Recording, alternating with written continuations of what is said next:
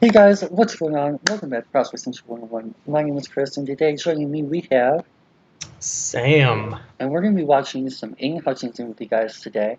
This is the first player that we're going to be able to watch as part of the 2021 class for the channel. And this is a guy that both of us know relatively well. He's actually from our hometown of Plymouth. So, what have you seen so far that, whether it be on tape or in live game or whatever, from Hutchinson, you'd like to kind of point out before we get started what you expect or what you want the viewers to expect going in? Yeah, so with live games, I feel like I never really watched him too heavily because of the other pass rush presence we had in like Josh Uche and Kwity Paye, etc. But what I did notice from him is he's really good at using his size to overwhelm blocking tight ends or tackles, what be it. He can pretty much use that and bull rush you into oblivion. So that's what I'm excited for personally. Nice, yes, yes. Power moves, definitely something that I'm looking forward to seeing a little bit from as well. And we actually kind of get a little bit of a glimpse into that with his size. He's listed per the University of Michigan website, so absolutely unofficial numbers here, at 6'6", 269. So pretty good size for a pure defensive end. Probably not a guy you're going to stand up a whole lot. He's not really going to be your jack or joker for those of you guys familiar with Lions language. As that stand-up edge in a 3-4. Probably going to be more your 7-tech type of traditional down defensive lineman. So there's a little bit of background knowledge for those of you guys who want to pause. Go ahead and feel free to read this yourselves. But just going to scroll through here really quickly. Honorable mention for the Big Ten. Distinguished scholar, athlete type of, definitely one of those academic type guys, which is something you would expect from a Michigan player, one of the more academic schools in the country in terms of football academic standards. Here's some of his sophomore year accolades. This will be from last season. Not really sure what the Big Ten is going to be doing in terms of 2020. As of right now, they're scheduled to play in the spring. So it's possible he goes back to school. It's possible he skips and declares. We have no idea at this point. Which is kind of unfortunate. And one of the main reasons why I've been putting off coming back to Prospect Central 101 for as long as I have. So, let's look at his freshman accolades there, his high school, other honors, #1 recruit in Michigan at the time, which is pretty cool. August 9th, 2000, so he's actually pretty young. He just turned 20 last week. Yeah, that's pretty young. So he's definitely going to be one of those younger players in this class.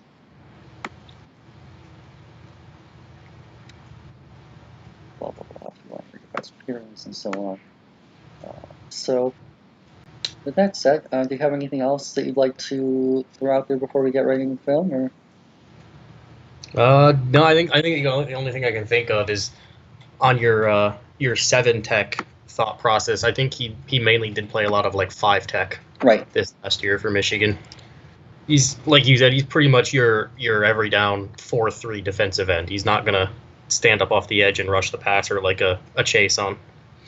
right, yep. So, with that said, we have two games for you guys today. We have Ohio State and Alabama. We're going to start with the Ohio State game since that was, of course, last game of the regular season. Alabama being bowl game. Just makes a little bit more sense to me personally to go in chronological order here. And I told you this off camera, but just as a reminder, if you need anything slowed down or paused or anything like that, feel free to let me know as we go. Yep. Okay,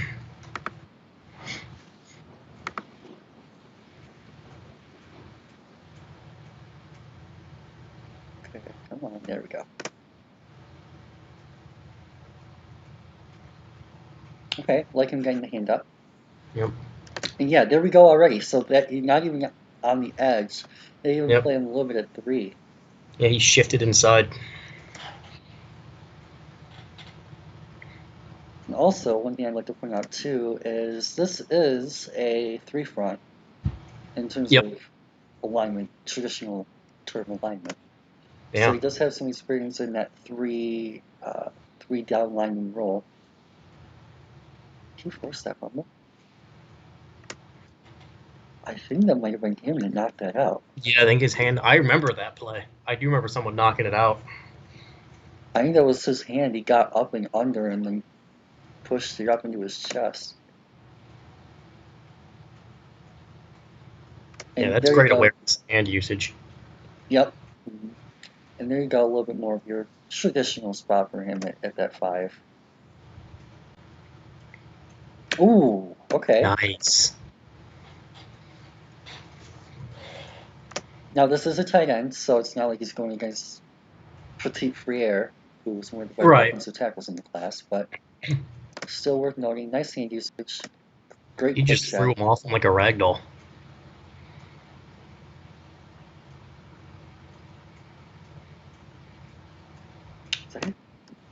That was really inside. Is that Yeah, one? that's almost nose tackle. I think that's a one tap, technically, yeah. Yeah, lined up on the center. Oh, and look at that. He still sheds him.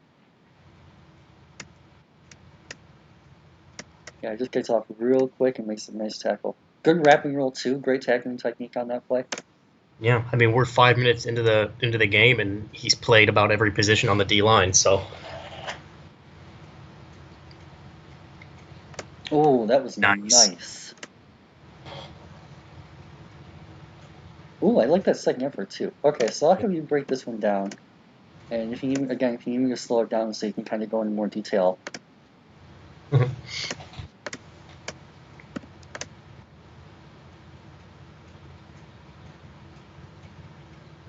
Okay, no average get off.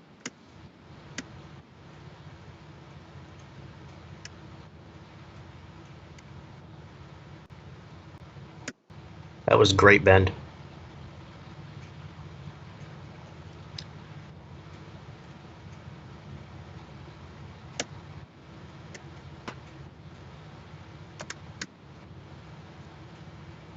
What I like about this play, though, is at this point in the play, he's still on the ground, and he obviously, I think that's Quiddy ends up. No, it's not, because that's a 20 number. It's probably one of the safeties.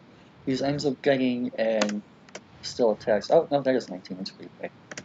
He still manages to attack and get back in that second effort level. Yeah, that was great. Okay, good hand usage. Shed inside, force him outside. And I just talked about this too, but I love the motor on this play too. Yeah. He ends up getting a little bit stuck at this point, and comes back inside. But at this point in the play, Justin Fields is rather athletic. He's going to be one of the top quarterbacks to go in this class more than likely. Yeah. He still ends up pursuing this to the outside. Yeah, he's clearly a very high motor player. And here we go back at one tech again. Ooh, nice stunt move. Oh, who was that? Was that Ambry? Yes. Jeez, Ambry got destroyed on that cut.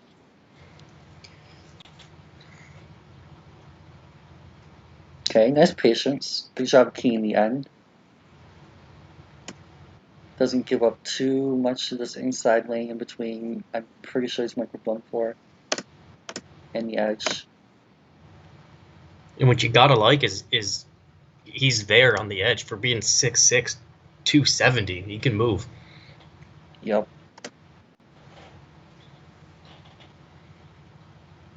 Oh, that violence. Watch this shit. This is just pure effort. Boom, just straight disengage. Yeah, that's what I loved seeing from him with his. He just can use his size so well. Nice shot getting that hand up. Trying to deflect the passing lane. Oh, good get off. Back inside. Honestly, yeah, he's played 1 in a 3-down look. He's played 5 in a 3-down look. He's played 7 in a 4-down look. He's played, Yep. to your point earlier, he's played all over the line. We're about 10 minutes in. That's great versatility. Okay, a little second.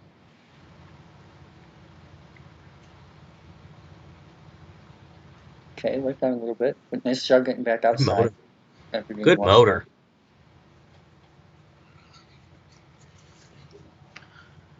Ooh, okay, split there.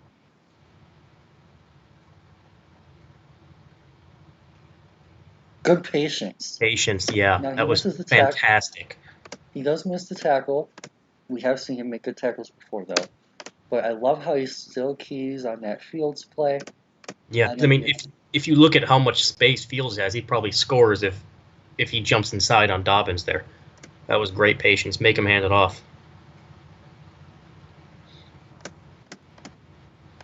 yeah, that was more of a good play by Dobbins to break that tackle. Yeah.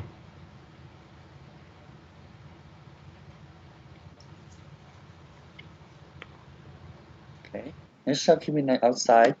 Finds this. Watch how this hole opens here outside this right guard.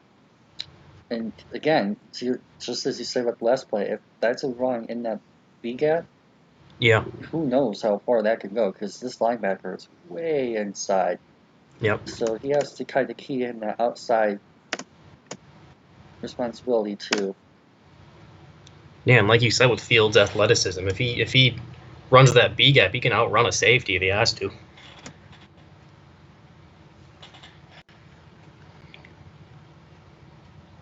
Nice cutback The inside. disengage. Oh. I love his counter set. I mean, like Yeah, he's that's actually really nice. He sees him stepping up and he immediately disengages inside. That's beautiful. nice hand usage too. Just going with that over the top.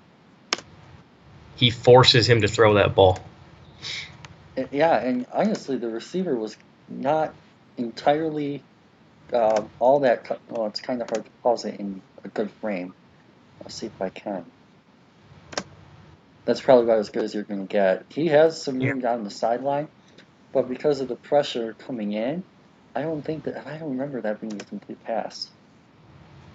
He may have been, but I mean, that would have to be a perfectly thrown ball. got the double team on this one with the tight end, and he actually does a pretty good job of maintaining that space. Okay, good awareness on this play to jump this inside. Boom, just undercuts that, takes the A gap. Doesn't end up making too much difference because they ran the opposite side, but same thing. Oh, nice tackle. Okay. Yep. Is this where he untied his shoe or something? Didn't someone do that? I think so. I don't think it was that play. I think it was on one of those breakthroughs. Ah. Uh, I remember there was one play where he grabbed his foot and then someone untied Dobbins' shoe. yeah. But yeah, same thing here. He still has enough responsibility for Fields on this outside carry, and he reads that play really early on to catch Dobbins at the line. Oh man.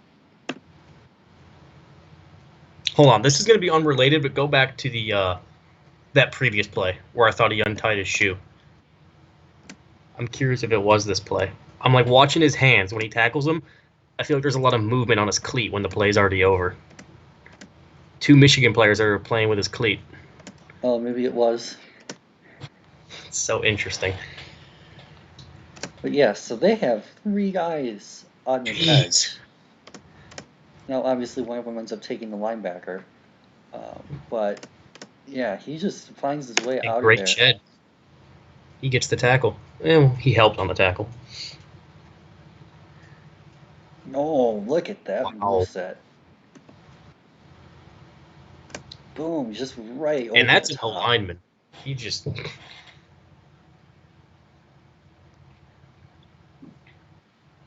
What were you saying? I was just saying, like, that's an O lineman, too, and he's treating him like a rag doll with that move set and strength. Ooh, nice quickness on that stuff. We've seen him do that quite a few times now. Yeah. Cut back outside. Nice anchor gap integrity there. Again, just doing those little consistent things all along the way. Yep. Nice. Good motor in pursuit. Oh, Great motor in nice. pursuit. Wow. That's incredible. I love this, man. This is so much fun to watch. That's, I mean, not that they're like any sort of similar player, but the only type of motor I can compare that to is Derek Brown. Interesting. Okay. I haven't, I haven't been watching film as long as you have, but out of everyone I watched last year, I haven't seen a motor as close to Derek Brown as I have from Aidan Hutchinson here. Fascinating. I'm wondering, maybe like along the lines of a Joey Bosa. Yeah. Oh, that's no chance, unfortunately. Nice gap integrity and anchor. He holds that line really, really well here. Boom. See the blue line of scrimmage? Yep. He is not moving past that. That is excellent. And I'm just really noticing too. As soon as I saw one really good get off, I'm watching his like that one play. His leg goes back. You can see him pounce off of it. For being 270, he can get off, and that's what I love watching. If you're 6'6", 270, and you can get off faster than most edge rushers, you're going to be successful. Yeah, just great hand placement and technique on that note too here. Like you can see, he has Yep. inside leverage. And that's how he's able to control that block too. And that's an easy disengage.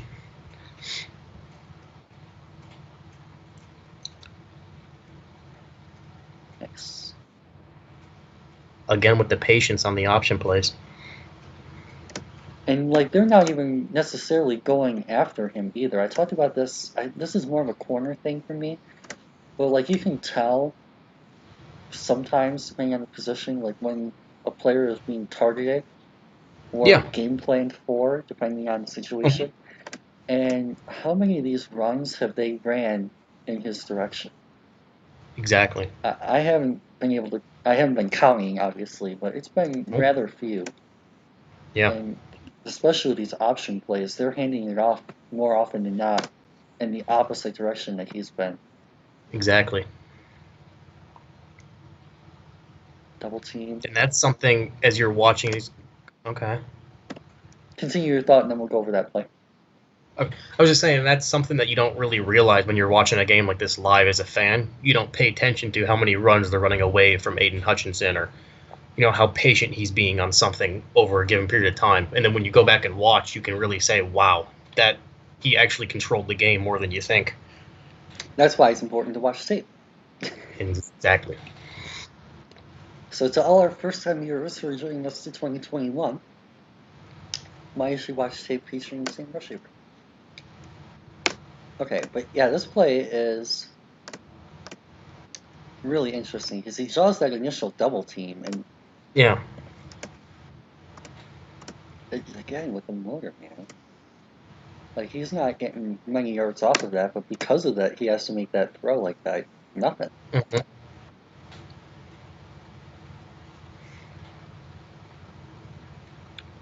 I love the way that they. Nice. I love the way that they scheme this. This is a really nice play call by Don Brown, which is kind of weird to say about an Ohio State game, but here we are. Yeah. Um, Between.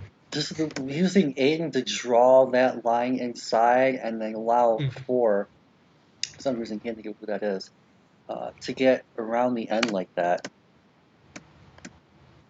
That was really really well designed. Yeah, it was.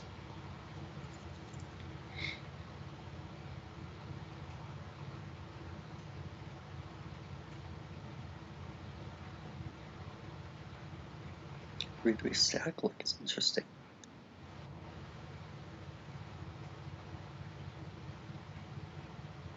Okay, with the gap integrity. And again, they were running away from him. Yep. That might be the first time he ran toward his side, but even then he was the interior guy. It was Kalik on the edge. Yeah. Yeah, it was all Kalik not holding the end.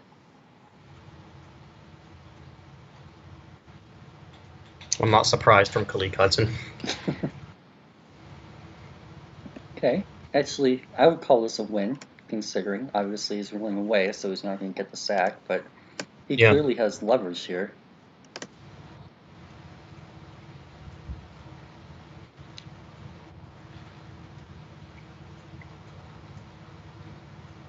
Okay.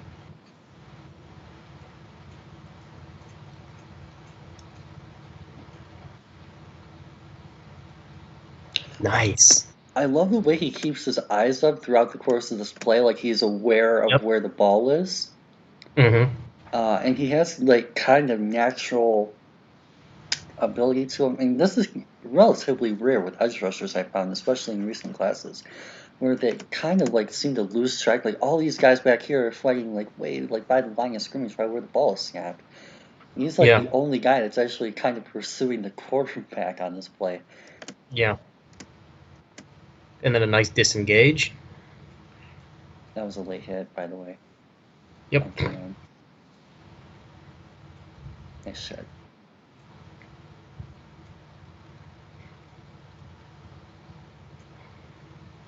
Okay. Nice aggressiveness again.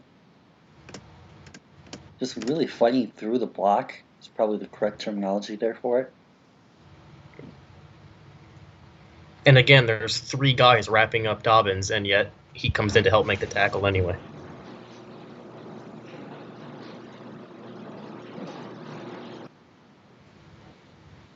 Nice. Oh, Nice. I love that counter. It didn't end up mattering, unfortunately. But this is why, again, that's why I'm not all like results oriented. I don't understand people who are like, oh, he didn't have like 25 sacks, whatever. Right. Because he's doing stuff like this where he's able to kind of recognize that play and he has the awareness and the mentality to him that you need to kind of develop. And it's not all necessarily about the production, especially for us as Lions fans. I think we kind of understand that a little bit more than most people do. Yeah. Because again, even Trey Flowers as a Lion is vastly underrated despite still good production because he does so much as a team player that's not all about getting sacks. I don't think he's ever had 5 sacks in a season. He's had more than 5, and he had 8.5 with the Patriots, didn't he? Oh, I don't know. I don't remember. But yeah, he's not really all that much of a sack guy. You know what? That might be my player comp for him, for Aiden. Oh, look at the bull rush. Holy crap. And these are the kind of things I would watch live, and those are the things you notice is when he just bullies somebody. Like, yeah, you talked about this at the very, very beginning. And, like, that dude ends up on the ground and feels legs. Yep. And see, those are things that don't go on a stat sheet, but almost every play he's making Fields uncomfortable in some way or another. Yep, and he actually ends up completing this pass. Props to Fields for hanging in there and completing it. That nice play. Now, to be fair, That's a very impressive throw. the coverage is absolutely horrendous, which helps. But I mean, it was still an absolute dime. that was a really good throw to that kind of heat. Nice, quick one, Nice. beautiful.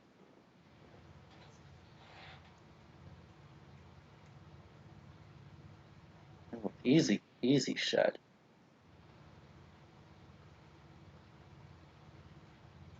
Okay, nice job going to that second move here. We're gonna see initially he tries to win by getting over the top, and then they double, so he ends up changing that bull rush.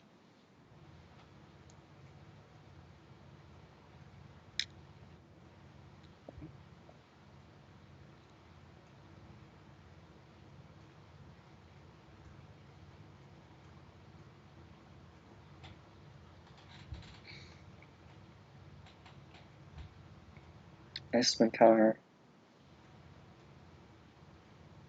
I've noticed that on a few plays now. He has that nice little spin counter.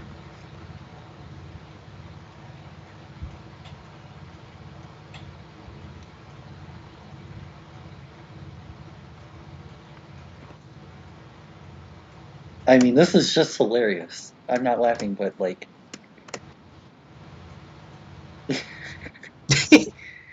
the cameraman is following the running back, and he's already got leverage on the QB. No.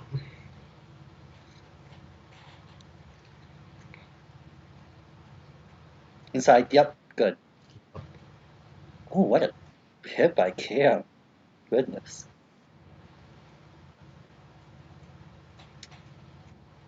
Inside, yep, good. Love that motor again.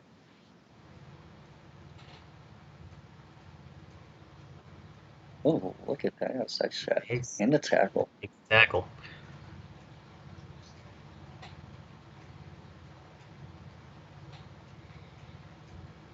Go back to that last play. This is going to be something that is just different to pick up on because we know Don Brown loves those stunt blitzes. Mhm. This man is 6'6", 270, and he's sending him on a delayed end-around blitz there because he has the athleticism to make that play at 6'6", 270. Now, He can get around a blur. on this particular play, it is maybe worth noting that they recognize that and they shift the whole line over Yeah. to account for that, so it doesn't end up doing literally anything there. But it does result in a pick at the end of the day. So I just like that Don Brown clearly has the trust and recognition that his 6'6", 270 defensive lineman is one of the most athletic people on the team. yeah, and you know what? He probably is one of the most athletic people on the team. It's just fascinating. Nice gap integrity. I love how he holds this inside out. One thing that I'm really going to pay attention to, I talk about this a lot, even going back to like when we watched Sam Hubbard a couple years ago. That might have been right before I met you, Sam. Like he was one of those guys, ironically from Ohio State, who had like that ability to kind of control both the inside and out. And that's always something that I tend to particularly pay attention to because you're going to have to do that in a two-gap scheme. Yeah. Where you're going to have to control both this inside. If you can see the mouse, right? Yeah. Yeah, you have to control both the inside lane and the outside lane here. So if Dobbins runs through here, you might have a little bit of help from whoever that is. But you're still going to have to get on that tackle, and if he comes back around, you're the only guy here that has to cover all this space until maybe the Yep. safety gets back there or the corner shuts the slot. So he's got quite a bit of an impact on this play. And he manages to first off contain that outside by pushing him into the running back, utilizing that angle of the play, but still at the same time controlling the block enough to be able to seal the inside lane here too. What And I force the love about cutback. that exact frame you had, you can see the hand usage he had was perfect for an outside counter, basically, where he can disengage on the block and jump outside and make the play on Dobbins if he cuts it outside. And that's just, as we've seen time and time again, he has beautiful disengage ability. And he was looking at Dobbins the whole way. Perfect hand usage on the O lineman, looking at Dobbins the whole way to see what he does, and he was ready to disengage at the outside. Quick throw there for a deep route. Is that 0? I would consider that a 0. Yeah. He's basically lined up over the nose. Sheesh. I don't know if I necessarily want him playing nose at the next level. Yeah, He's no. probably But, a little small in terms of weight for that, for me yeah. personally. But, oh, man. Nice.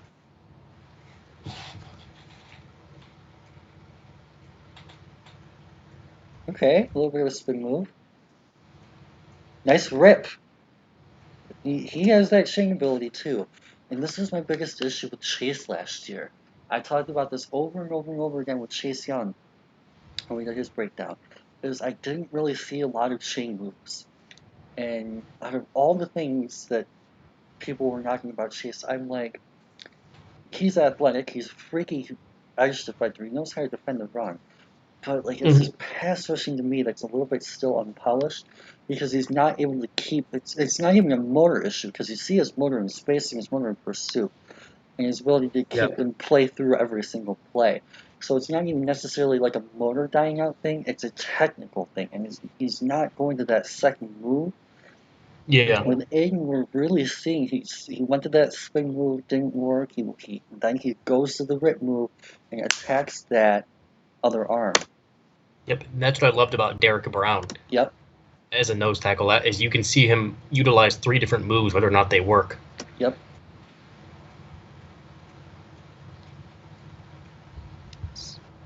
Good to see. Also, not doing anything. Obviously, we've only watched one game so far. This is a pretty small sample size from this perspective, but Mm-hmm. his technical elements are really good in terms of limiting penalties and being a disciplined football player too. Mm-hmm. We're not really seeing anything in terms of like unnecessary hitting the quarterback or late hits or hands Unless to it the was him that face. tied the shoe. Hmm? Unless it was him that untied the shoe. Well, yeah, but I mean, like in terms of like we saw with the Trey Flowers thing last year with Green Bay. Yeah. Like we're not really seeing anything in terms of like hand placement or anything Oh like yeah. that that could lead to like holding or hands to the face or Yeah. No, he's very technically aware and disciplined. also props to Trey for fixing that. I talk True. about that in line shut all the time, but Yep.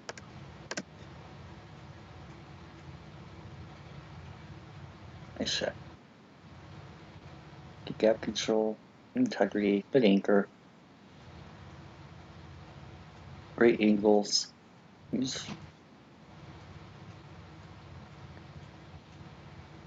Ooh, that was probably the first time we've really seen him get completely blown off a play. They kind of got him trapped up in that scrum.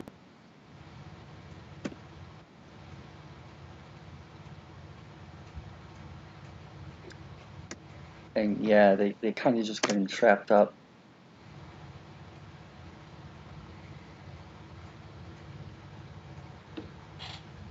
Yeah, crap happens. Man, Dobbins has speed, man. Him going to frickin' Baltimore, him and Ingram are going to be freaky with Lamar on that. Oh Yeah. man. As soon as they drafted Dobbins, I was like, I couldn't think of a better fit for him. That was a great selection. I love Baltimore, man. I just did a thread on Baltimore on Twitter yesterday. Yep.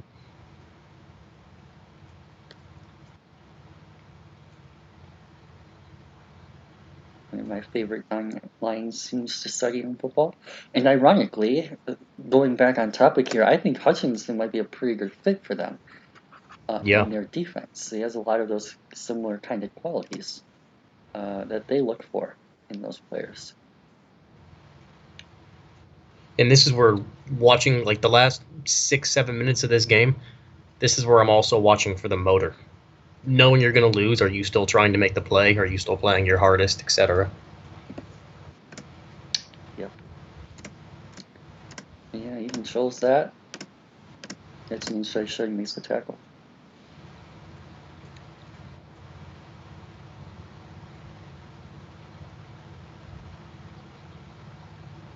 Again, back-to-back plays.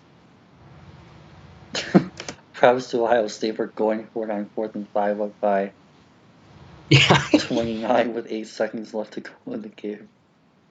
I'm sure Keelan got a kick out of this.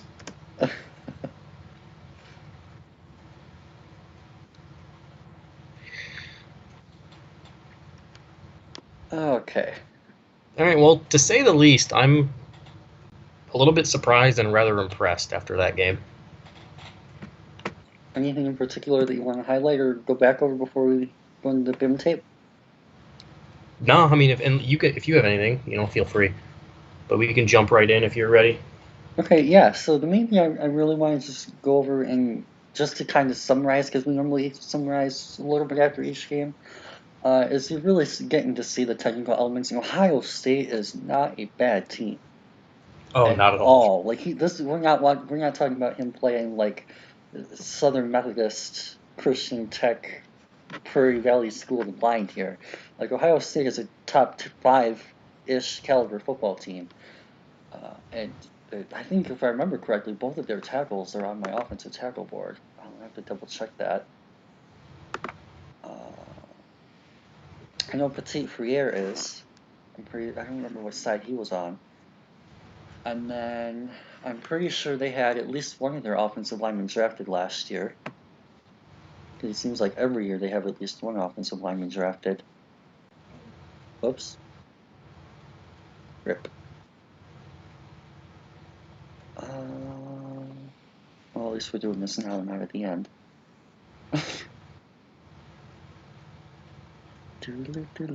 But yeah, getting back to the point, I guess, while we wait for this to load,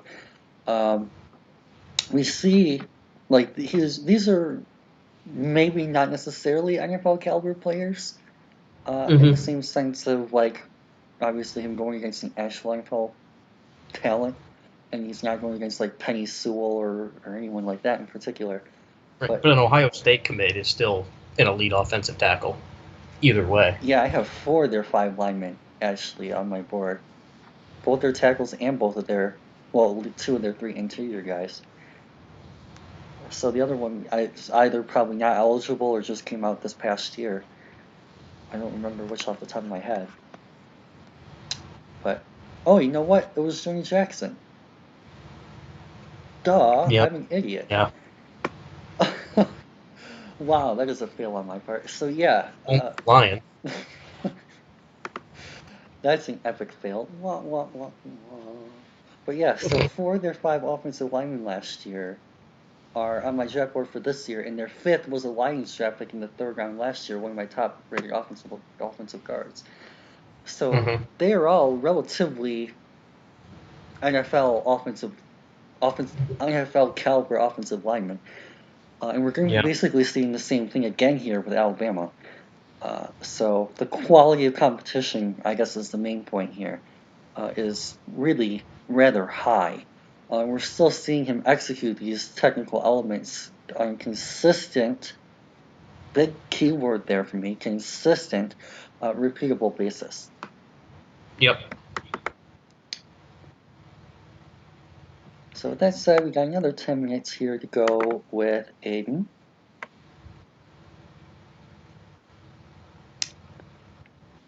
Yeah, I'm going to have to rewind this play. I don't remember who their left tackle is in particular, though.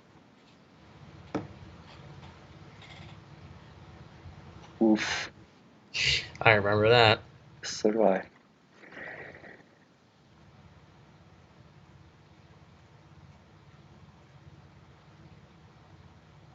I love you, Dax, but you're a true freshman, and Judy's a top 10 caliber pick. Yep.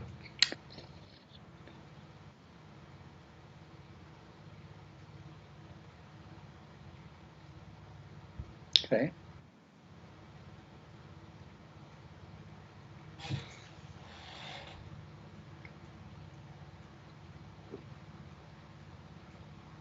Running away from him.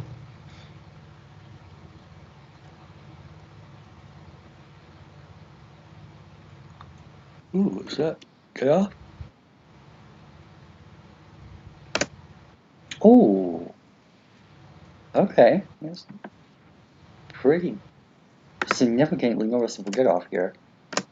Boom. Like again, I love to tell get off by how fast the offensive linemen are moving and how fast the rest of your defensive line are moving.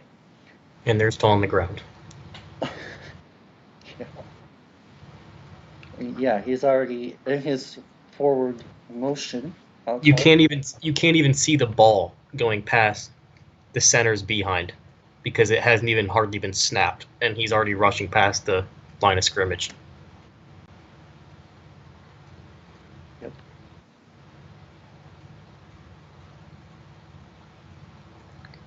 We've already talked a little bit about the bend. We haven't really seen that in the same way we have some of the other traditional, more speed finesse rushers. He's definitely more of that power rusher, as we've been consistently describing throughout. But it's not like he entirely lacks that athleticism. He's just not going to be like your 4-4 type of edge rusher. Right. He'll probably be more of like your 4-7s, maybe 4-6s. Yeah, I would probably pin him in like a mid to high 4-6s. Okay, nice spin move. Oh, did you say you couldn't quite remember who the Alabama tackle was? Yeah. That's Alex Leatherwood. Definitely NFL caliber. Okay. Yeah, they have Leatherwood and the other guy is draft eligible too, wasn't it? Yeah, that was Wills. Jedrick Wills. Yes. Okay. Yeah. As you can tell, my 2020 knowledge is already starting to go. I forgot Jeremy Jackson and Jedrick Wills already. My goodness. I mean, but both tackles for Alabama are first round caliber. So Yeah. Jeez. Shoot. Jesus, Judy.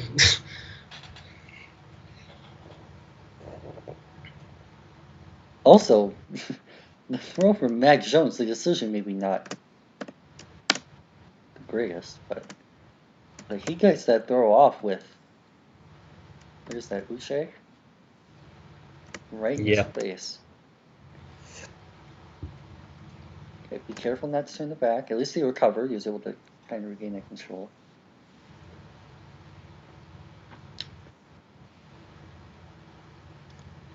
Rip Spurs.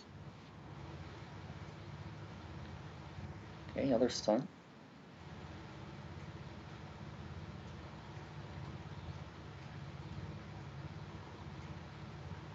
Okay, nice gap control. Nice. Nice.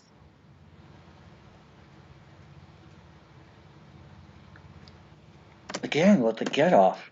Seeing this personally, I know you talked about it a little bit during the Ohio State game, but I'm seeing a lot more of that consistency element with it. Maybe it's just Yup. flashing a little bit more for me, but you're seeing that a little bit more here against Alabama. Watch this snap too. We talked about it a couple plays ago. Boom. Yeah, he's explosive. He is, this game in particular, incredibly explosive.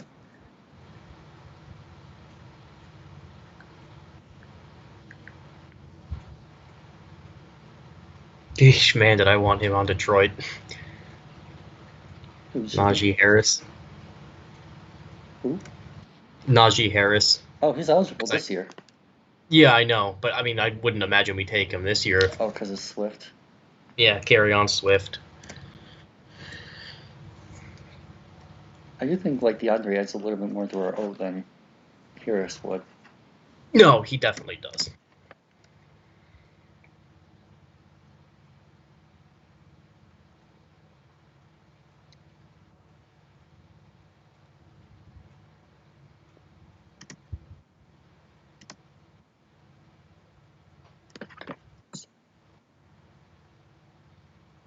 Back at nose again.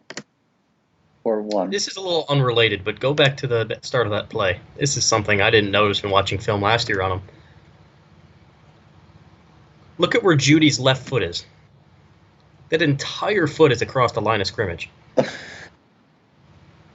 Like, that's not even close. Yeah, and his head and shoulders and all that. Yeah. Anyway.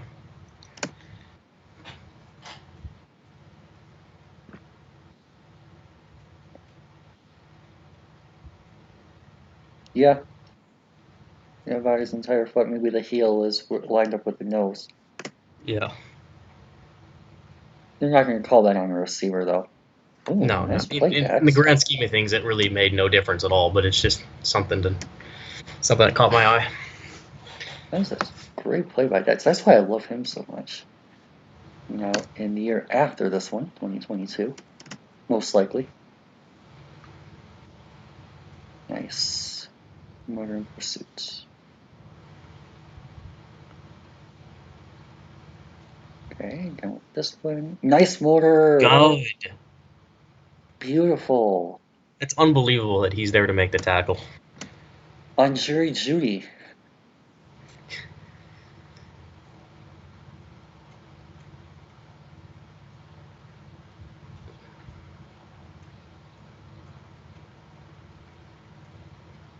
Nice. The other thing that we didn't talk about very much during the Ohio State game, but I will point it out here because this is a pretty good rep to showcase this, is I think you may have mentioned it once or twice, Sam, but the amount of times that he actually gets pocket collapse into the backfield. Yep. Like, it's very rare on the passing plays, and obviously on the run plays, it's obviously there's anchor and gap integrity and other things like that you have to account for. So you're not really trying to get too deep into the backfield necessarily. Yeah. But for these passing plays, you're still able to see that pocket collapse and his ability to generate that pocket push in a way that we like to see out here, or most likely up here in Detroit. And again, I like his disengage to the outside. He's always ready to push off and chase down through the backfield. Double team flattened a little bit, but that's going to happen when you're double teamed by Alabama.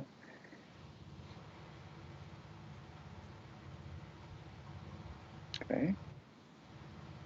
That was probably PI.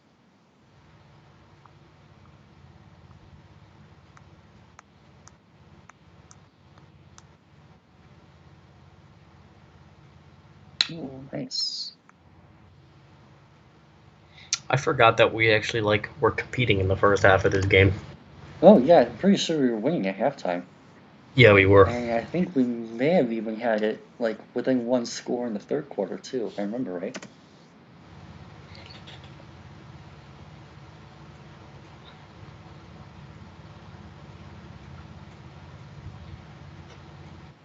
Nice. Nice.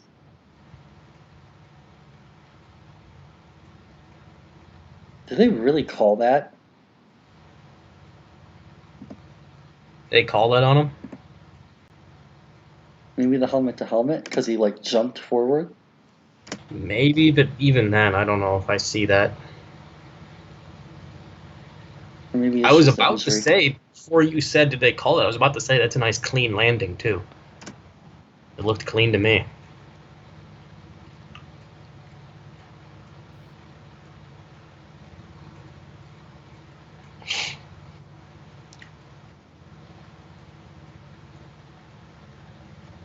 And with the double team.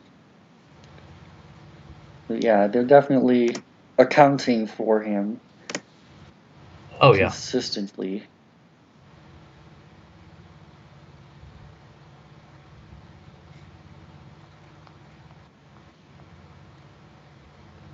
He is, out of all the Michigan front players, I'll call them, because I don't want to just specify linebackers or defensive tackles or whatever. Out of all the Michigan front players, he's probably the one guy that has the most consistency to him, most reliability, and is, I would argue, probably the biggest threat. And you're seeing that again, gets completely destroyed by this double team. Boom, just knocked out of the play, but not like he was going to be impacting that play either. Okay, very nice. But he's consistently, when you get him on these one-on-ones, he's finding ways to win those pretty consistently as well. I mean, that might have been on a tight end because he's an 85. But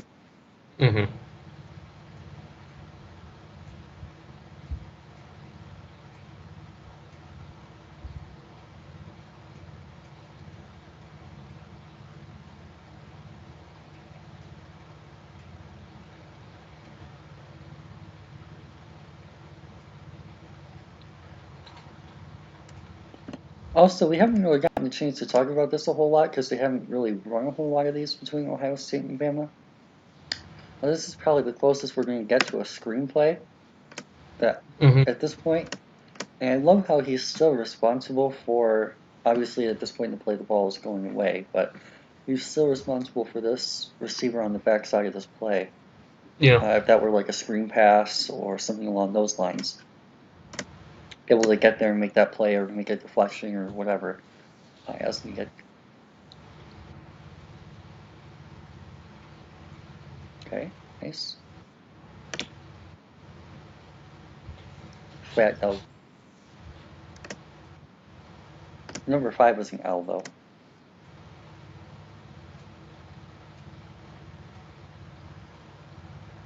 Okay, getting that hand up to disrupt the passing lane again.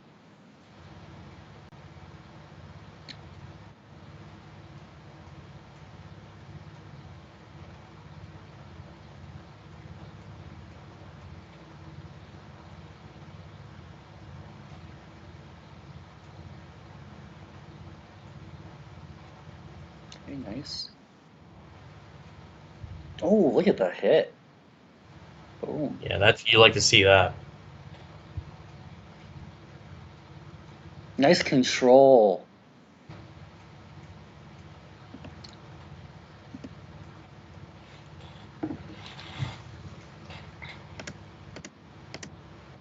Maintains his outside leverage here, seeing the run. But again, he's also kind of helped, at least partially, responsible for this inside here. But yeah, he's able to get out of that really quickly and easily. Yes, really good disengage.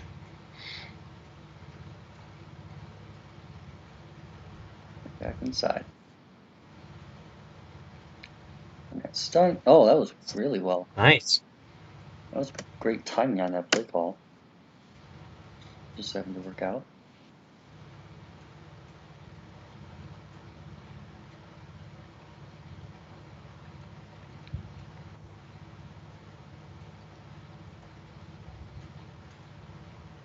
Jeez. I want to see something real quick. What I like about this is you can keep playing through this. Oh, I have a separate point. Unless your point is based on the whole play. Do you want me to?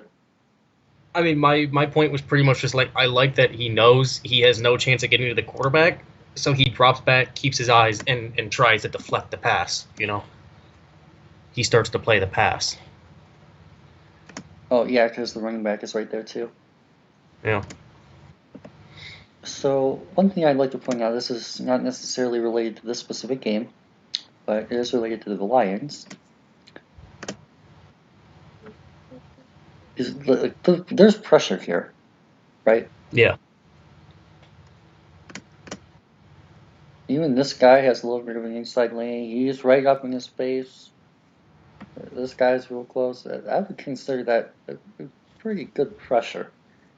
Mm-hmm. Okay. This is an easy touchdown. Easy touchdown. Well, okay, if there's not the safety in the back over the top, but in the NFL, there is a good chance the number 6 makes that block and that's a touchdown. Yeah. To be fair, I don't think Devontae Smith is much of a blocker. Yeah, true. But the pass rush is destroying on this particular play. Yeah. The O-line. And look around the back end too. Who was that? Everyone. Because there was someone, because you had two people coming inside with the collapse the pocket inside pressure, and then you have you're talking someone about behind him. rush. Yeah, there's someone who is Kalik. is that Kalik?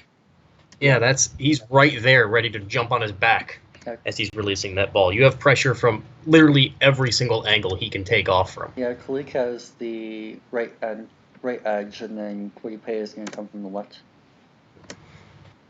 He's the guy and for all of my coverage over pass rush people, I love you.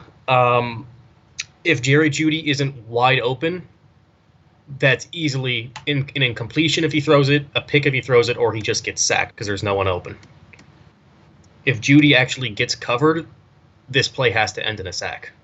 And even at this point in the play, this offensive lineman's arm is preventing Matt Jones from being able to properly mechanize, utilize proper mechanics on the throw. So he's not even necessarily throwing that soundly, I guess.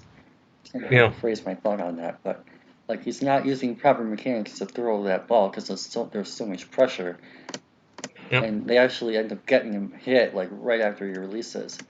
And that's almost a touchdown because there's nothing on the back end. And not only was he hit, he was sandwiched.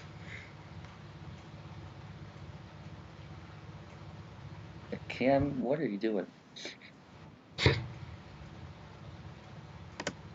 Oh, he's following the running. Why are we double teaming the running back and not?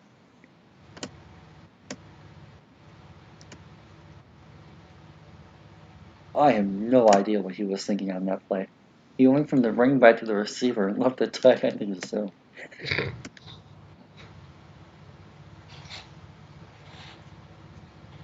I mean, there is a reason that watching Michigan makes you want to pull your hair out. Okay,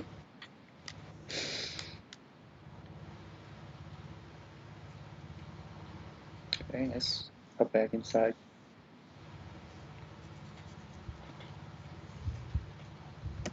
And like, this isn't a thing that's exclusive to Alabama. I mean, because like these are issues with Michigan. Yeah. Like, I mean, whether you're playing Prairie Valley Tech School for the Blind and Deaf and Hungry, or you're playing Alabama, he's probably making the same mistake. Now, obviously, the Alabama athletes are a little bit better, so that might play some sort of a factor in that. But like, it's mental mistakes that are what really. I mean, the thing is those mistakes are made every game, but it's when you play a school like Alabama or Ohio That State, they exploit they them. they they out athletize you a lot of the times and can easily exploit it. Yeah.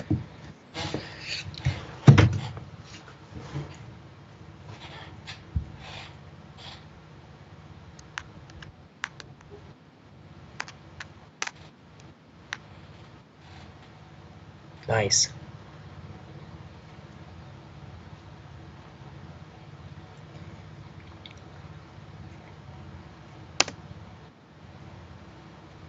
Huh? Is he really standing up off the edge? I wouldn't even call that the edge.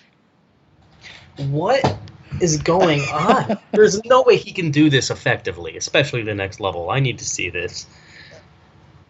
There's no way. Like, I mean, I would call the edge like there. Yeah. I don't know what that was about. He didn't do a bad job at it to me. You know, to be fair, every once in a while we'll put like Trey, like on the inside receiver if they're in a tight bunch. True. So maybe that was the thought. But then even then, you would line him most likely up against like this guy. And I mean, he's out lined up with the furthest receiver out there. Yeah.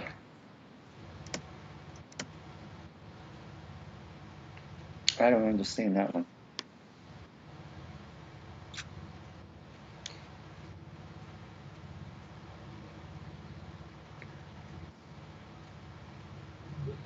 I just love watching him disengage. His hand placement and usage might be my favorite thing about him, along with his motor. That might be the first play that he actively blew. It's a little okay. Maybe to be fair, McGrone probably should have that secondary. And even he gets shoved, so even this guy should probably be. I mean, if you want me to be completely honest, I think McGrone kind of Christian Jones that up pretty bad. Yeah.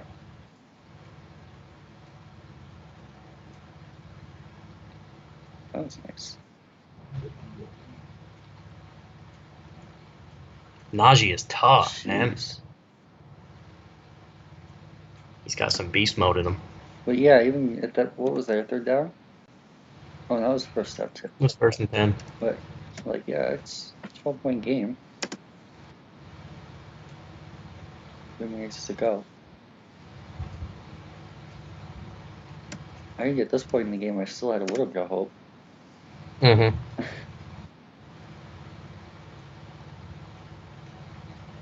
Going back to our discussion earlier about how this ended.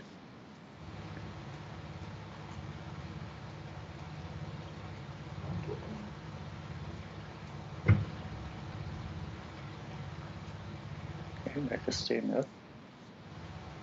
That was not a good idea.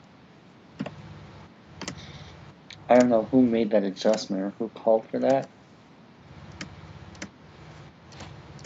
Maybe it was just his own choice. He made a stupid decision, but I don't know why they moved. Because Kalika's already on the end and stand up. Mm-hmm. And you don't want Kalik going against the interior guy. And whoever number 6 is didn't help.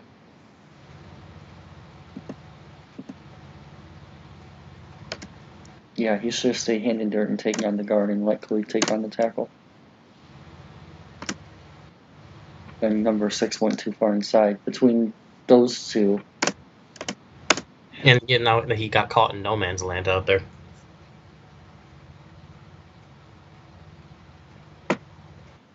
okay, so there is our 2 games of Aidan Hutchinson. Do you have any thoughts before we get into grading? Nothing too specific. Just again, like I said a few minutes ago, I think it's easy to see after watching those couple of games that his hand placement and usage is probably my favorite thing about him with his motor. Nice. So here is our, well, I should say my, predominantly, new grading sheet for 2021. You guys got to see a little bit of a sneak peek of it when I went to check on the offensive lineman earlier. But we are doing a new grading system this year. I try and change things up a little bit every year to kind of adapt and learn more and challenge myself and so on and so forth. So this year I'm going with 3 different grading scales. You guys can choose whichever one you like to follow the most. The first one is going to be the traditional 0 to 100 scale. A little bit more on that a little bit later.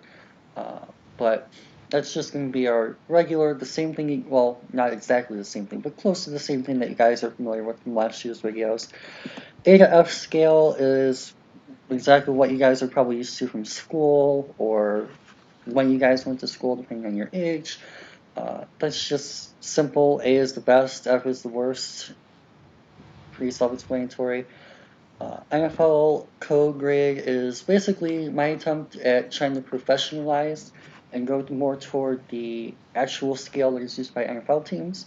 So this is a little bit tough to explain because it's really complicated and kind of smushed, in my personal opinion. But you have basically it runs from 5 to 8, and then pretty much everyone tops out like a 7. You might have like a incredibly absurd prospect that grades out like above a 7. Like your truly Hall of Fame caliber players might grade out like if Lawrence Taylor were to come back in his prime, he would grade out like an 8. But like even your Chase Youngs are graded out like in the low 7s. And he was thought of as like a generational prospect last year. So, but yeah, basically the averages are in your 6s. So like a 6-1, 6-3, 6-5, 6-7 are going to be like your mid-round grade guys. And that'll take a little bit of adapting for me to go to. I'll probably mess that up a little bit every once in a while myself. But I kind of have it roughly correlated to the other two, so you guys can maybe help learn it along with me. Roll grade is actually what we're going to start with most of the time. And this is going to be how I envision them playing in a specific scheme. So, for example, we'll go over this with Hutchinson, who's the guy we just watched.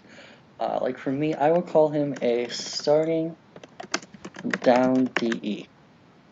So, for example, this will play impacting edges, because, for example, when we watch like Bryant, I'm pretty sure he's one of these guys. You might see like a third down jack, or like a pure stand up edge rusher, or like with one more. How do I want to call him? I guess like you might see occasionally a pure 5 tech like Hutchinson. We know he has the size and the athleticism and the ability to be able to play 7, but you might see like a pure 5 tech every once in a while in the edge group.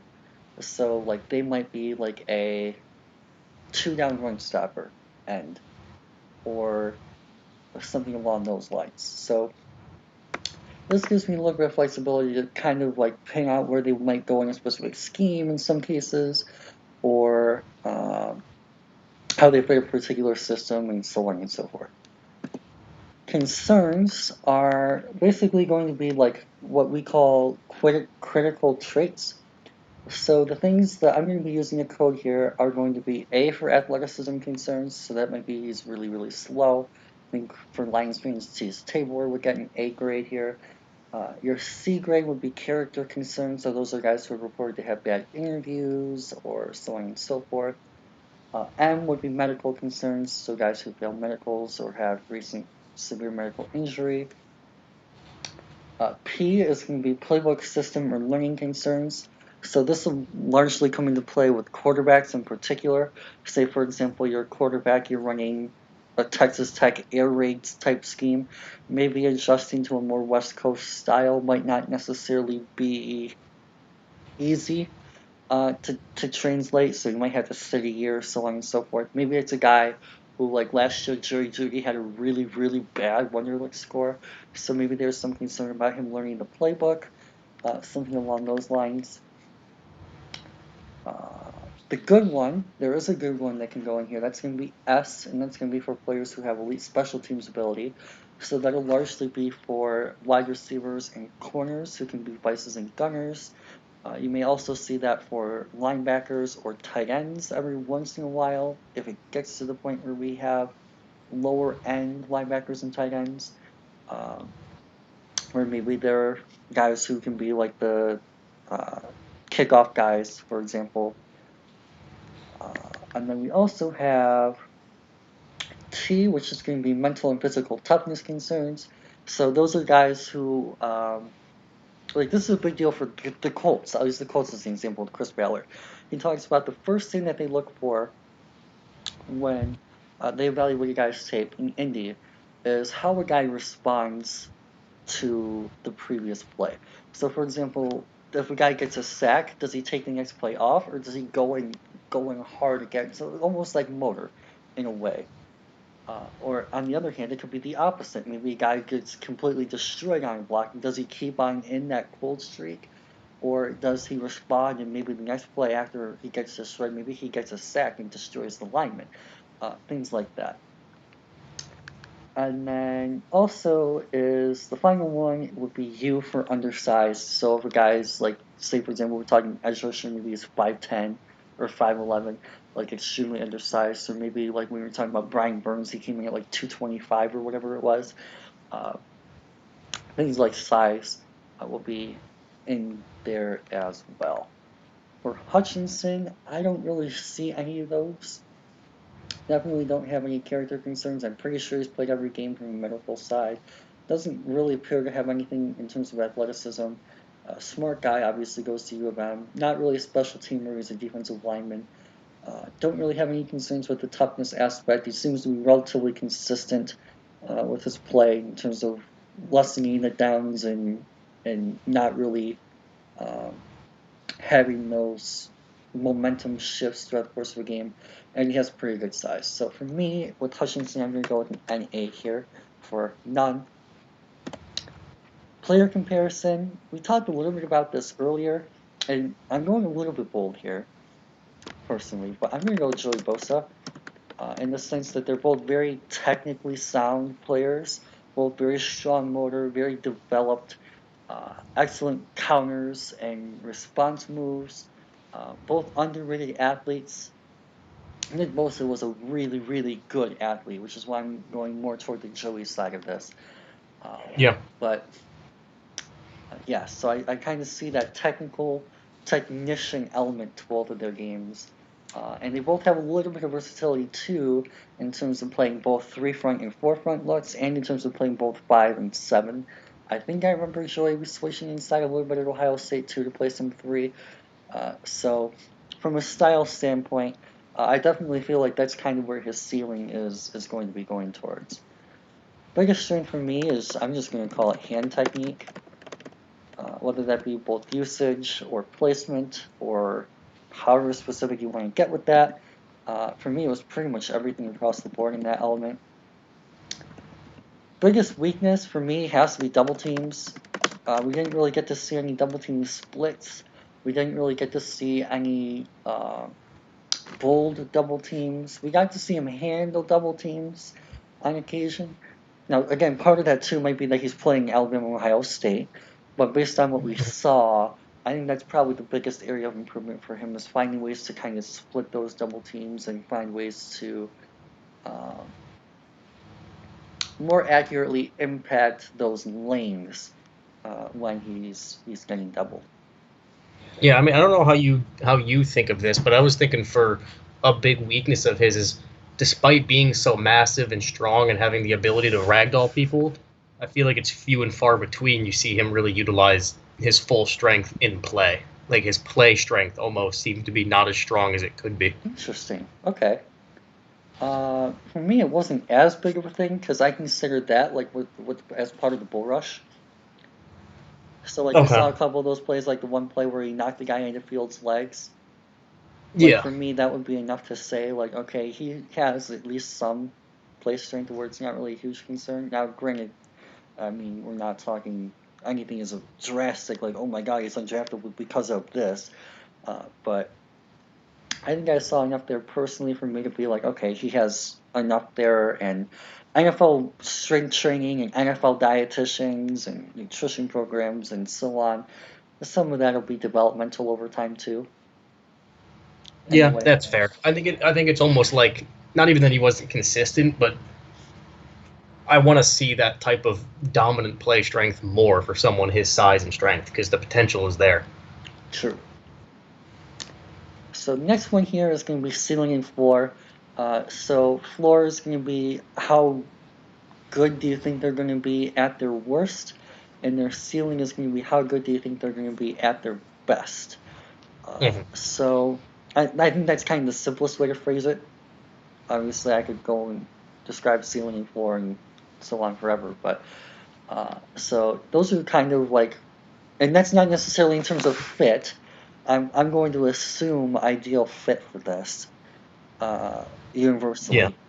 So like if he ends up with a perfect team, say the Patriots would be probably a good fit for him. Uh, like what is he going to be if he completely does not end up becoming developing anymore versus what could he be if he develops very quickly and grows throughout. So for me, with Hutchinson, for example, I'm going to go with a high ceiling and medium floor. So basically, I think that you're drafting him. He's going to be a player for you. He's not going to completely bust out of the league, barring Yeah. injury. He At the just very least, he should be a rotational defensive tackle. right, or even personally prefer him probably a rotational defensive end, Well, yeah. along the lines of like a Trey Flowers type. But yeah, so you're kind of seeing enough there to be he should be able to make your roster as a active roster player for the next at least the duration of his rookie deal, and then beyond that is when you start talking into ceiling and so on. Whoops, yeah, I did that right. Okay. Oh nope, I didn't. I flipped that. It should be high for medium ceiling. There we go. Uh, I almost think of him as like a lesser known guy, almost like I'm trying to think of someone like I don't know, like on the Bills they have like Trent Murphy. You know, okay. someone that starts every game and someone who doesn't put up massive numbers. He's not going to catch any media attention, but you can rely on him to start. You can rely on him to start all the games and do what you ask him to do. At the very minimum for his floor, that's what I would see for Hutchinson. Interesting. I like that actually. Yeah, I'm a big fan of the Bills D. In that kind of system, again, that forefront cover two base type of team would be a really nice way to kind of utilize that technician skill set. And from a coaching element side of things, Sean McDermott would be a great coach to see him go to. Yeah, I love that. So that could be another one of those ideal fits for him too. Uh, Plus potential. Bills, Ravens, and Patriots are up there for me. Hmm? What do you say? Bills, Ravens, and Patriots are probably the three off the top of my head Yeah, that even I love. us, Yeah. I could see him coming here, competing with like an Austin Bryant type of role. Yeah. Um, Obviously, along with that, you may as well be able to throw out Titans and Bills, or Titans and Dolphins and Giants for Yeah. the same reasons, basically, as the other teams outside of Buffalo. Uh, yeah, there's all kinds of teams, but like that versatile defense, like if your team runs both a 3 front and a 4 front, he's probably on your list of guys that you're considering and looking at further. Oh yeah. Less potential for me is probably relatively small. I'm gonna go with about 10 to 15%. There's going to be very, very, And bust very is, few. is Hmm? it's bust is very uh Subjective. subjective. Yeah.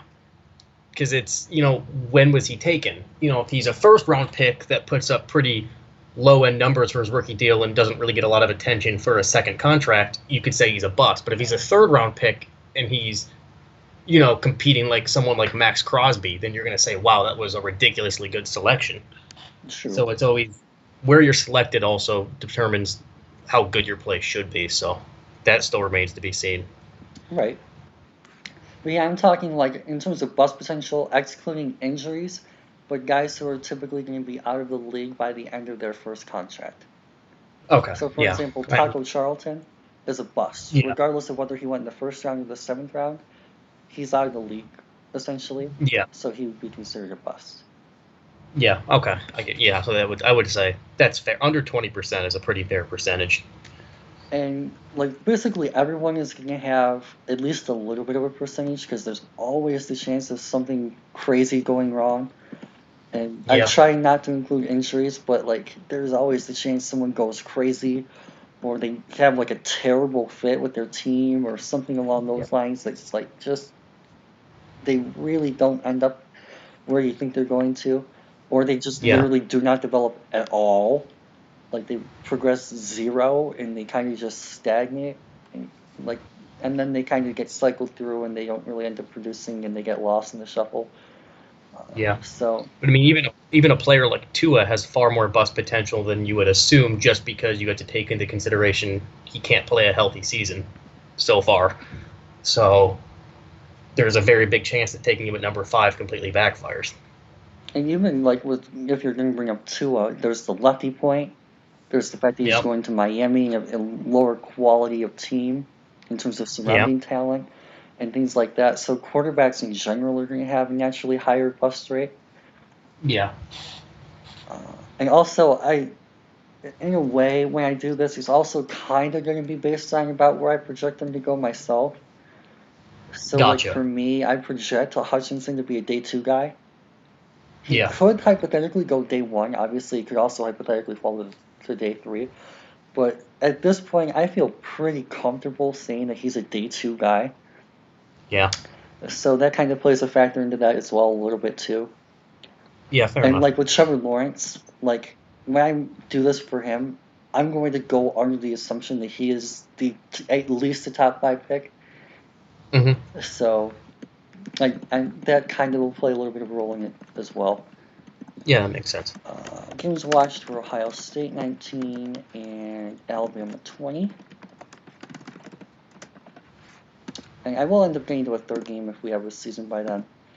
So here are our core traits. So these are going to be the things that I grade on, essentially, that actually input into the total grades, and that we talked about a little bit at the beginning. So the core traits for edge rushers this year are going to be run defense. Oops. So we'll just go through in order here, based on Hutchinson. And this video is going to be a lot longer as well. All the first videos of the positions are going to be a lot longer because I have to go over all these again. But so run defense is going to be everything involved in run defense. That's going to be anchor, that's going to be gap integrity, that's going to be block shedding against the run, that's going to be discipline against the run, that's going to be every single thing that incorporates and totalizes and tackling ability, tackling a running back consistently. All of that stuff is going to be just combined into one simple run defense grade. So for me, I'm feeling probably around. Now, also, I do have a scale for this as well. So I will go over to my template here. 23 to 25 is elite, so those are the guys who are going to end up in like the round one territory. We'll get 23 to 25s. 20 to 22 is going to be great, so those are the guys who are going to end up typically in the second round territory. Then 17 and 19 is going to be your typical third round-ish guys, maybe some fourth round guys, maybe a couple of second round guys end up in the 19s. 15 to 16 is going to be your fourth-ish round guys. 13 to 14 is going to be your fifth-ish round guys. 10 to 12 is going to be your sixth-ish round guys. And then 10 or less is going to be like your seventh rounders or undraftables, approximately. Now, of course, that's going to be average. So, for example, a guy might have a 25 in pass rushing but a 10 in run defense. See, for example, Junior Laquara last year. So, like, you're going to have your guys who are, and then that's where the average comes in and the totals come in and so on and so forth. Yep. But basically, if I say, like, you're a 20 out of 25 pass rusher, then basically, like, if I'm grading your pass rushing ability, you're a great pass rusher, but you're not in that elite tier. And you should be drafted, like, based around the second round if you're drafted based on your pass rushing. Yep. So, with that in mind, for run defense, I'm going to go with a 21. On that note, which translates roughly to a solid B grade for me as a run defender. Oops. Which translates to roughly a 6.7-ish on the NFL scale. So what did I say? 21 B 6.7. Okay. So the second core trait, as I just hinted to, is going to be pass rushing.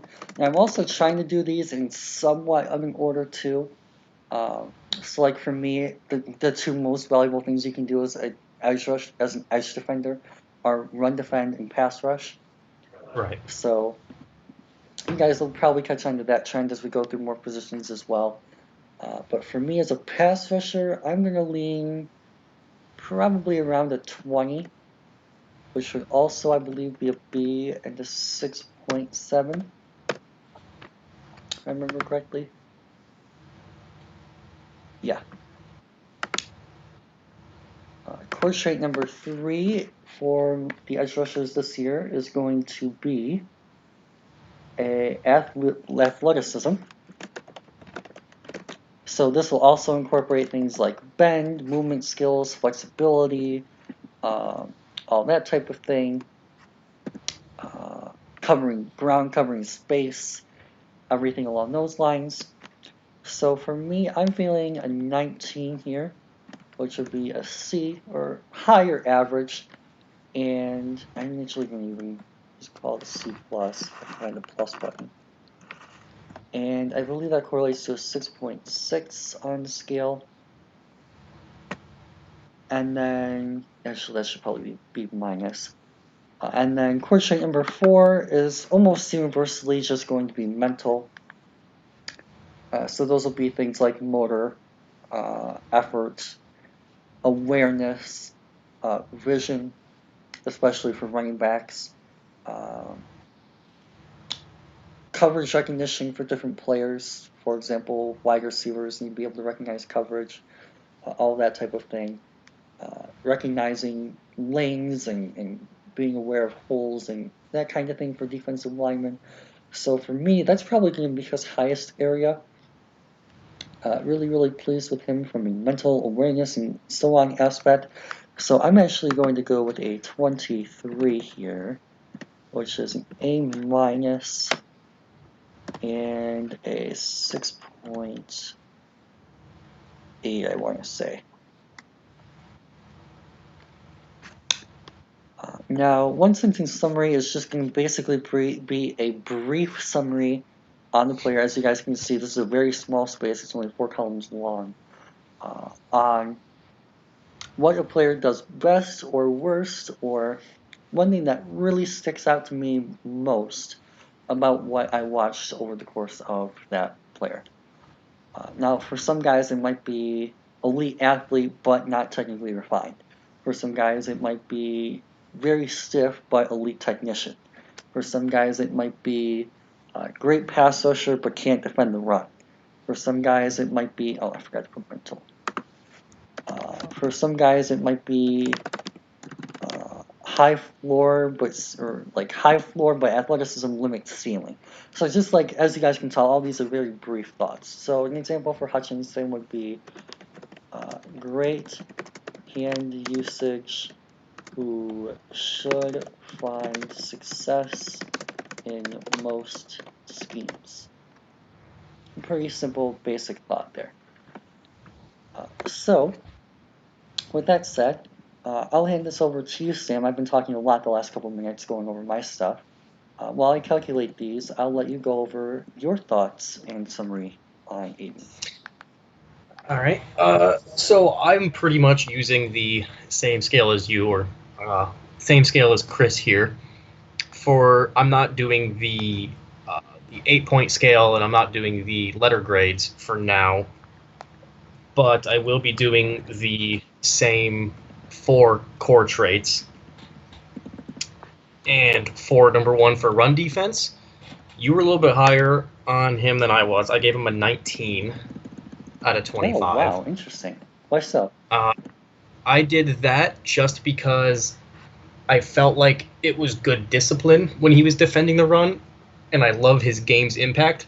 But I felt like of the 2 games we watched, there were far too many plays where they just ran the ball away from him, and it's hard to really gather a full-fledged opinion on how great he is against the run when you're getting a very minimal sample size. Fair enough. So I think there's potential with his run defense, but haven't seen enough. So I'm giving him a solid player for run defense. Nothing spectacular, but then room for that to grow if they can play this year, and I can see more from it. Number 2 for pass rush, I gave him an even 20, just like you did. And I feel like it's pretty much for the same reasons. It's hard to disagree with what you said or reiterate what you said. It's pretty much the same thing. For athleticism, I was a little higher on him there just because I felt like for what size he is, that also factors into it. His play speed was ridiculous, so I gave him a 21 for athleticism. Okay. So, like, really, no matter how he tests at the combine, I can see the way he plays with his speed and his ferociousness and his strength, and I like it personally. I think he's a fantastic athlete for his size. Like, he's not going to be one of the top athletes at the combine, but you're going to get someone who plays better than he tests, for sure, at least in terms of speed. And the number 4 for mental, I gave him a 24, pretty much as high as you can go without being a perfect score. Right. Just because there's not more than 1 or 2 plays in total of every single snap he plays of a game where he's not going as hard as possible and not involved in the play if he can be. He's always there. He's always, like we said, trying different pass rush moves if one doesn't work. He's got great awareness. He can see the field well. He's always watching the running back or quarterback. Great patience, great vision. And then the hustle, like I said at the beginning, is next to none from what I've seen. He's got incredible motor, so I gave him a 24 for that. And that's pretty much my thoughts on him there. So do you have time to calculate your total? Yes. I believe it came out to an 84 out of 100. Nice. It's exactly what I ended up with myself. 84? Yep. Wow. So, are you not on Skype? You should be able to see the screen. Yep. Okay. Yeah, so I have an 84, which ends up being a pretty solid B. Straight B. So basically, it'll end up being like your 98 plus will be your A pluses, your 97, 96, 95, 94, 93 will be like your A's, and like 92, 91, 90 will be A minus, and then 89 to 87, and 86, 85, 84, 83, and then 82, 81, 80 for B's, and so on. Yeah, and that correlates. I averaged out the other ones too, and that correlates exactly to a 6.7. A little bit more because the 6.9 I moved out to 6.9, but yeah. So basically, they're all going to correlate roughly because I'm basically grading them the same, just using different method, but they all have like the same. It's not like he's going to test incredibly better in one scale than you know what I mean? Like I'm using the same sample to give the grade, so it's not like he's going to be incredibly better in one scale. So it's all going to end up about the same. But like for example, a perfect B would be like an 85. Like at one point, really won't make that big of a difference. Right. So yeah.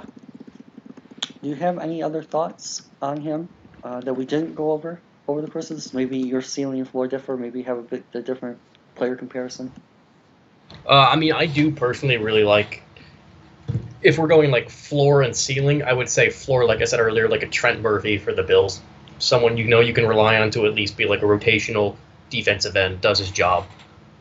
And then ceiling, you have someone like Joey Bosa, who can just be an absolute force for you if he pans out perfectly. So I actually do like those comparisons a lot. Floor and ceiling, I would say really high floor, medium ceiling. He's not gonna, he I don't think he'll ever be anything ridiculously crazy like one of the Bosa brothers, but he's got potential for that. So I'd say medium ceiling. Nice. Yeah, so I mean, like I said, plus potential under 20% is a pretty fair number for now. So I like it. Sweet. So a couple more questions for you after we go over the grades and stuff like that. I forgot to tell you about this part at the beginning. But also a couple more questions just to kind of keep discussion going beyond just the simple grading scale and the numbers. How do you compare him to Chase Winovich, who came out a couple years ago out of UW? I like him more than Chase So do Winovich, I. to be quite honest. The main reason is Chase Winovich did put up better numbers than someone like Rashawn Gary, but Rashawn Gary was the recipient of double and triple teams more often than not. And that's kind of what I'm finding with Aidan Hutchinson is he's not proving that he can defeat double or triple teams effectively, but he's drawing them quite more than any other defensive lineman on Michigan's front. True. So Chase Winovich was never the best defensive lineman on that team, even as a senior. And Hutchinson, in my opinion, is he. After watching that, I like him more than I liked Uche. So that's where I would say I think he's better than Winovich by a good margin. Yeah, I tend to agree. But for me, the reason he's a little bit different, for me, one of the concerns that I had about Chase coming in was the size factor. In terms of, I think he was like, what, 6'2", 250? He was rather small. So to me, my perspective when he came out was that his fit might be rather limited. And you're kind of going to have to find a spot for him rather than put him in your spot. So Yeah, you're almost kind of like creating your own position for him in a way, which rather limited his space. Whereas with Aiden, I feel like he can, as I mentioned in the summary, he can basically go anywhere. Whether you're a 4-3 team, he can slide right in at the 7 or the 5. If you're a 3-front team, same thing. You still have your 2 ends, your 7 and your 5. Maybe a 3-tech even, depending on the specific front or variation that you're going to be running.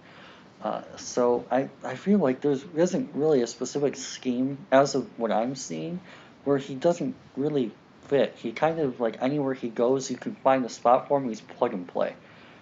Whereas I didn't yeah, really get that plug and play vibe that I do with Aiden when I watched Chase. yep.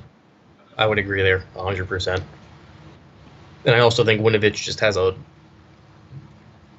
decent a decent amount lower of a ceiling than Aiden Hutchinson has. True. Now I will say from a player style perspective, they did a lot of similar things. Like Chase, his motor was through the roof. That's why he got drafted as high as he did. And we're kind of Right. seeing the same things with Aiden. And his run defense was a Yeah. little bit better than his pass rushing, if I remember correctly, which I personally have that as well myself. So uh, it's really just a little bit more of that intangible factor, those things that you can't necessarily really develop, that I think gives Aiden a little bit more of that higher floor than we got to see with Chase. Right. So, uh, yeah, is there anything else that you really wanted to highlight here before we wrap this one up? Uh, no, I think pretty much covered it. Awesome. Well, with that being said, hopefully you guys enjoyed this one. Obviously, this one was rather long, a lot longer than we normally go. With this being the first edge of the year and having to go over all the new grading scales and stuff like that. Also, a Michigan player, so naturally we're spending a little bit more time on these guys.